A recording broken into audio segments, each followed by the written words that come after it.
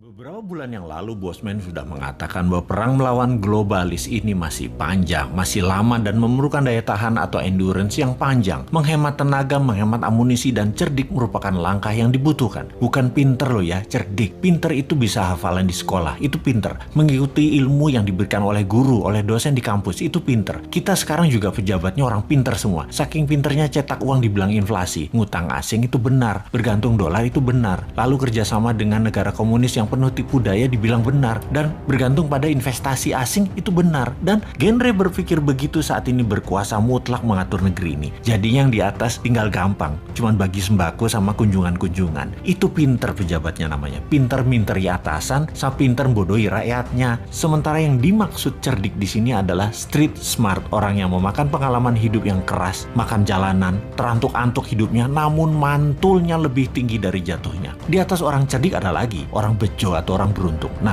lebih enak lagi gabungan keduanya sebagai pemimpin. Sudah bejo, cerdik lagi. Itu baru pantas jadi pemimpin yang mengatur perang melawan globalis cabal. Oh iya, sebelum lanjut, kita harus membedakan pebisnis globalis dan globalis cabal. Cabal adalah secret society, lebih menginginkan kepengendalian mutlak atas kehidupan manusia. Cabalis itu sudah pegang kendali atas teknologi, atas informasi, kendali atas komunikasi, sistem keuangan, dan sekarang kendali ke arah dua hal yang penting, yaitu kesehatan serta makanan. Musuh negara tidak berdaulat yang pemimpinnya oportunis itu bukan hanya dua negara besar, Tiongkok dan Amerika, tetapi ditambah juga globalis cabal. Jadi ada tiga musuh sebenarnya. Kita detailkan ketiganya, pengendali negara lemah tersebut. Pola kendali terhadap negara lemah atas dua negara besar dan kelompok globalis adalah tiga strategi Tiongkok, yaitu menggunakan soft power kalau Tiongkok ya. Pertama, kendali atas media massa sebuah wilayah. Nomor dua, kendali atas pejabat pemerintahan wilayah yang ditarget serta anggota parlemennya. Kemudian nomor tiga, kendali atas peraturan hukum dan penegakan hukum di wilayah tersebut. Di sisi lain, strategi Amerika itu menggunakan hard power, yaitu tekanan militer, terorisme, ideologi, humanitarian, menggunakan organisasi multilateral seperti IMF, PBB. Semua adalah tool Amerika untuk menyedot aset harta negara lemah. Strategi globalis cabal adalah pegang sosial media, informasi, dan big data. Mereka bukan mau menguasai wilayah hajat hidup seperti Tiongkok, ambil sumber daya alam, seperti Amerika kendalikan energi dan oil serta dolar. Bukan. Globalis cabal kendalinya atas data, atas minat interest seseorang, mengubah tindakan perilaku, merubah society, merubah dunia. Dengan merekalah pemegang kendali hidup manusia, bukan hanya wilayah. Globalis cabal anti negara, anti nasionalisme, senang atau mendukung pemimpin otoriter yang bisa dikendalikan oleh mereka. Jadi saat ini perangnya ada tiga front, Tiongkok, Amerika, dan globalis cabal. Globalis saat ini pegang kendali atas big farmasi atau perusahaan obat-obatan besar serta kesehatan. Alat tes COVID, virus COVID, dan vaksin adalah satu paket globalis cabal yang punya. Sistemik sekali kerja mereka, didesain panjang sejak 15 tahun yang lalu. Detail, rinci, terarah, lengkap dengan perang medianya, desain ketakutannya, dan alat yang disebut COVID atau virus yang sedikit lebih mematikan dibandingkan flu itu. Bahkan vaksin buat para petinggi big farmasi atau elit globalis cabal beda dengan yang dikasih ke masyarakat. Pastinya yang di masyarakat itu mengandung merkuri. Ini kata data intelijen pertahanan internasional loh ya. Mudah-mudahan data ini salah. Vaksin globalis paling nggak suka dengan imunoterapi atau imunodulator. Peningkatan imunitas yang dipakai untuk melawan mereka. Karena tidak bisa didata, tidak bersertifikat. Mereka globalis cabal yang perlu bukan hanya vaksinnya laku, PCR antigennya laku, sebaran virusnya cepat dan meluas, tapi data itu tidak kalah penting bagi mereka. Globalis menyarankan pakai masker dan lockdown di banyak wilayah sesuai dengan saran versi globalis. Semua sudah dibuat protokolnya sehingga efeknya perangnya panjang. Ada yang improvisasi, misalnya pakai imunoterapi lokal, lockdown ringan bergantian, ekonomi jalan biasa, pakai data center satelit sendiri, komunikasi pakai tool negara tersebut sendiri, sosial media punya sendiri, negara tersebut nggak akan rubuh,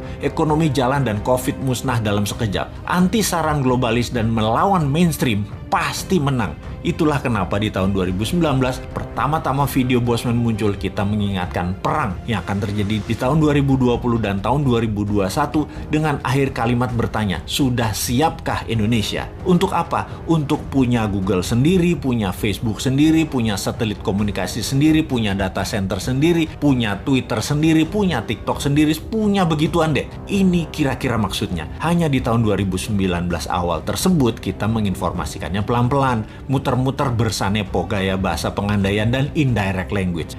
Ternyata nggak paham gaya bahasa beginian. Wes, Jawa Timurane bosman metu tak sikat pol saiki. Faktanya perang pandemi ini panjang, 2025 baru bersih. Dan bukan karena virus solusinya, tapi natural herd imunitas solusinya. Terpapar banyak dan sembuh pakai imunitas diri sendiri dibantu booster multivitamin dan mineral. Kemudian perang apa lagi yang akan terjadi? Yaitu perang cuaca atau climate war. Sudah sejak tahun lalu dimainkan. Dan kalau yang ini, Rusia ikut bermain. Selain globalis cabal Tiongkok dan Amerika di belakangnya negara sekutu, terutama G7. Mulai nyadar sekarang di mana-mana hujan juga banjir. Kata-kata puitisnya adalah bagai hujan di musim panas.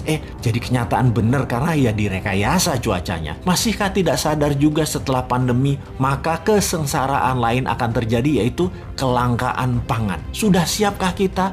Atau seperti 2 tahun ini, walau sudah diingatkan tetap aja menjalankan semua seakan-akan seperti anak SD gambar pemandangan 2 gunung, matahari, dan sawah. Wapokmu kapan? Bro, seroprevalence Amerika itu sudah di atas 49%.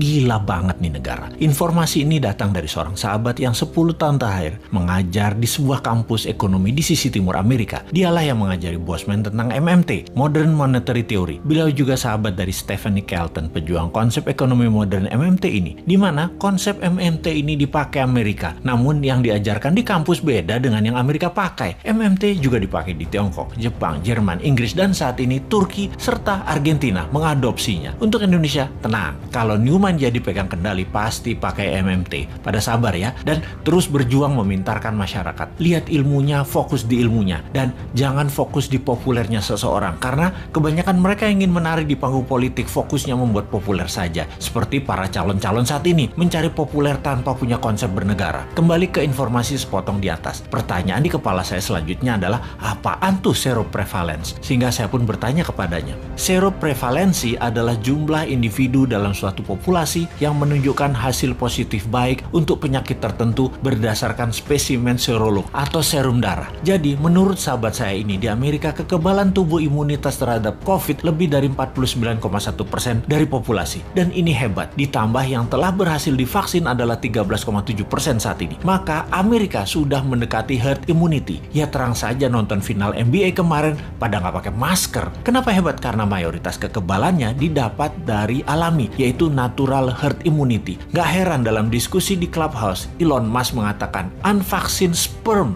50 years from now are more precious than gold. Yang dalam arti sederhananya adalah sperma manusia yang tidak divaksin lebih tinggi nilainya dibanding harga emas 50 tahun lagi. Oke, wis jangan dipercaya omongan Elon Musk. Itu hanya omongan manusia oportunis. Sing bener pejabat saat ini, maha bener. Kita harus dukung terus demi utuhnya NKRI sampai masanya New Mind tiba. Sing sabar ya. Kalau pandemi corona adalah bencana alam natural disaster, maka sesungguhnya kesembuhan alami adalah herd immunity natural juga untuk mengalahkannya. Sungguh, strategi yang terbaik adalah dari alam oleh alam. Kalau COVID adalah man-made disaster, ada 2 strateginya. Nego dengan yang mengendalikan dan ikuti maunya mereka, atau tantang mereka, tantang perang puputan, tantang perang sampai mati. Pakai vaksin sendiri, pakai imunoterapi, pokoknya jangan pakai vaksin asing aja. Wani ora, kalau nggak berani ya seperti saat ini, ikuti aja protokol globalis. Dilanjut oleh teman saya tadi. Jadi kalau Amerika pakai vaksin mengatasi herd imunitas secara mayoritas itu hoax.